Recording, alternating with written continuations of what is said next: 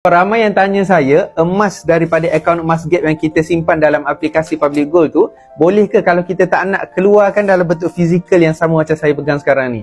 Ini emas 5 gram, edisi bunga emas. Ini adalah emas 1 gram, edisi fokus, gambar helang. Boleh ke kalau kita tak nak fizikalkan emas yang macam ni? Boleh tuan-puan, tak ada masalah. Dalam akaun emas Gap Public Gold, kita boleh simpan emas sebanyak mana yang kita nak dan kita boleh simpan emas selama mana yang kita nak. Tak ada masalah. Tidak dikenakan charge sama sekali. Saya faham, ada di antara kita tuan-puan dalam circle dia, kawasan rumah dia ataupun kawasan college dia tak selamat untuk pegang emas. Jadi tak ada masalah. Simpan sahaja emas tu dalam akaun emas Gap Public Gold. Boleh kumpul banyak-banyak dalam tu. Habis belajar nanti, lepas grad, terus boleh fizikalkan dan pegang sendiri. Nak kahwin, pakailah yang ni. Nak beli rumah, keluarkan dan gunalah emas-emas yang tuan-puan dah simpan sebelum ni. Dan untuk tuan-puan yang sebaliknya, tak boleh kalau tak tengok emas, tak pegang emas tuan-puan sendiri, tak ada masalah tuan-puan. Sekarang ni sangat-sangat senang.